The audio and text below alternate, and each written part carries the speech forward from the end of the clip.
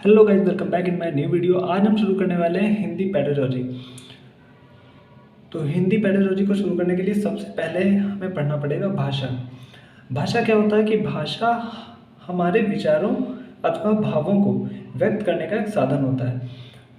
देखिए, भाषा हम छोटे पर से पढ़ते हैं कि भाषा विचारों को आदान प्रदान करने का एक उत्तम साधन होता है। बहुत सारी परिभाषाएं हमने पढ़ रखी हैं पहले ही। आपको पॉइंट्स पे गौर करना है बहुत अच्छे से, क्योंकि इन्हीं पॉइंट्स से पेपर बनता है और आप कंफ्यूज हो जाते हो। तो हम शुरू करते हैं। भाषा का उपयोग विचारों के आदान प्रदान में किया जाता है।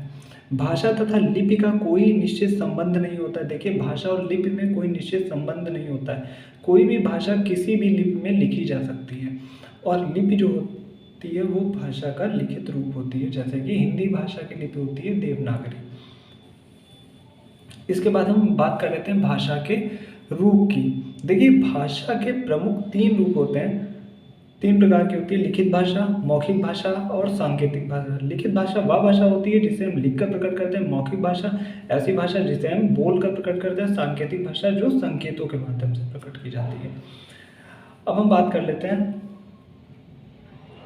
यहाँ पे जो लिखित भाषा होती है वो मौखिक भाषा से अधिक स्थायी होती है।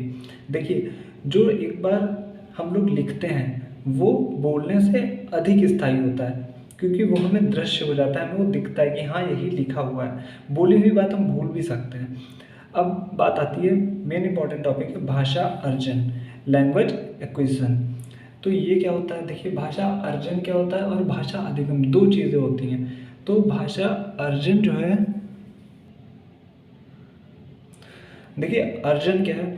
भाषा अर्जन जो है इसका अर्थ होता है मतलब बिना प्रयत्न के सीखना, जो कि हम स्वाभाविक रूप से सीखते हैं। जब बच्चा पैदा होता है परिवार में, तो जो वो शब्द बोलता है, जो बातें बोलता है, जो टूटे फूटे वाक्य बोलता है, वह स्वाभाविक रूप से सीखता है। उसको सिखाने का कोई नियम नहीं होता है कि टीचर आएगा अलग से सिखाएगा। तो वो सारी क्रियाएं जो होती हैं वो भाषा अर्जन के अंतर्गत आ जाती हैं। अब देखिए, वही सारी विशेषताएं हम लेके चल रहे हैं कि भाषा अर्जन क्या है? एक स्वाभाविक प्रक्रिया है जो कि अपने आप से आती है।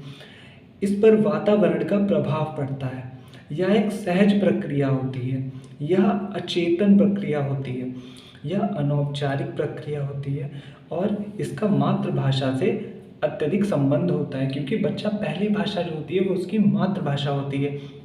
अनौपचारिक क्यों है? अनौपचारिक में कोई भी नियम नहीं लगता, स्वाभाविक रूप से बच्चा सीखता है।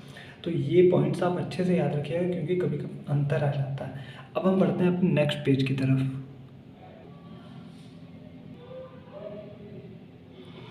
तो हम बात कर रहे थे भाषा अर्जन की प्रक्रिया। देखिए, कार्य कैसे करती है। मनुष्य में आंतरिक क्षमता होती है। भाषा अर्जन की मनुष्य में आंतरिक क्षमता होती है। इस क्षमता के आधार पर भाषा स्वाभाविक रूप से अर्जित की जाती है। जब बच्चा पैदा होता है तो वह अपने परिवार वालों से भाषा सीखता है। बच्चा पर्यावरण से सुनकर, देखकर, बोलकर सीखता है।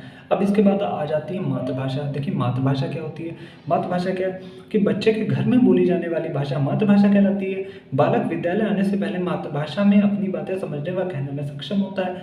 देखिए, सब कुछ नॉर्मल होता है, बस सब माइंड का खेल है कि कौन कितने अच्छे से इसको समझ सकता है, वरना सारे लोग सीधे पास कर सकते हैं, कोई बड़ी चीज़ नहीं है। इसके बाद अब हम बात करने वाले हैं भाषा अधिगम की। तो भाषा अधिगम देखिए क्या है। अधिगम हेतु बालक को प्रयास करना पड़ता है। देखिए, अभी तक हम बात कर रहे थे अर्जन की, अब बात हम कर रहे हैं कि अधिगम की। अधिगम हेतु जो होता है बालक को प्रयास करना पड़ता है, सीखनी पड़ती है, उसके कुछ नियम होते हैं। भाषा अधिगम चेतन रूप से, देखिए वो अचेतन था, ये चेतन रूप से सीखा जाता है। भाषा अधिगम एक औपचारिक प्रक्रिया है। तो भाषा अधिगम चेतन प्रक्रिया है, प्रयासपूर्ण रहना पड़ता है, औपचारिक प्रक्रिया है, चेतन प्रक्रिया है। दोबारा से लिखिए, सॉरी। व्याकरण को इसके संबंध में सिखाया जाता है। मतलब जो भाषा अधिगम होता है इसी में हमारा व्याकरण भी आ जाता है। अब हम इसके बाद देखिए अंतर बता रहे हैं यहाँ पे कि भाषा अर्जन और भाषा अधिगम में मुख्य अंतर क्या होता है। देखिए, ये अवचेतन प्रक्रिया होती है अर्जन, ये चेतन प्रक्रिया होती है। मतलब इसे सीखने के लिए किसी भी चेतना की आवश्यकता नहीं होती है।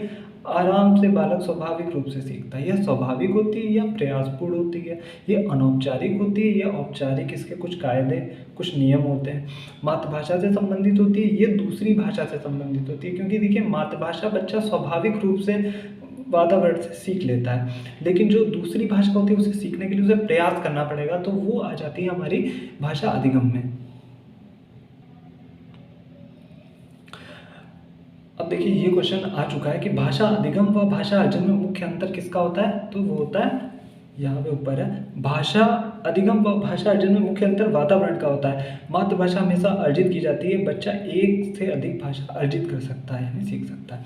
अब भाषा के देखिए रूप और कौन कौन से होते हैं, मातृभाषा होती है, राष्ट्रभाषा होती है, राजभाषा होती है, और वो जो पढ़े थे इससे पहले हम लोगों ने रूप, वो प्रकार थे, लिखित भाषा, मौखिक भाषा, सांकेतिक भाषा, ये हैं भाषा के रूप। तो मातृभाषा जो होती है भाषा का पहला रूप होती है। राष्ट्रभाषा, भारत की कोई भी राष्ट्रभाषा अभी तक घोषित नहीं की गई है, राजभाषा जो है हिंदी है। अब 1963 में ओला यानी कि ऑफिशियल लैंग्वेज एक्ट पारित हुआ था, जिसके अंतर्गत हिंदी भाषा को भारत की मतलब प्रदेश की राजभाषा बताया गया था। इसके बाद भाषा शिक्षण की प्रमुख विधियाँ, व्याकरण विधि, प्रत्यक्ष विधि, सम्मिश्रण विधि, आगमन विधि, निगमन विधि। आई होप आप सभी को अच्छे से समझ में आया होगा जो भी वीडियो को देख रहे हैं। और इसके बाद बस 2 वीडियो और आएंगी और हिंदी की पेडागॉजी खत्म हो जाएगी। हिंदी देखिए बहुत ही सिंपल सब्जेक्ट होता है, बहुत आराम से आप अच्छे नंबर ला सकते हैं, लेकिन वहाँ पे टाइम मैनेजमेंट नहीं हो पाता है। तो आप प्रैक्टिस सेट अच्छे से लगाते रहिए, पेपर 100% आपका निकल जाएगा। Thank you.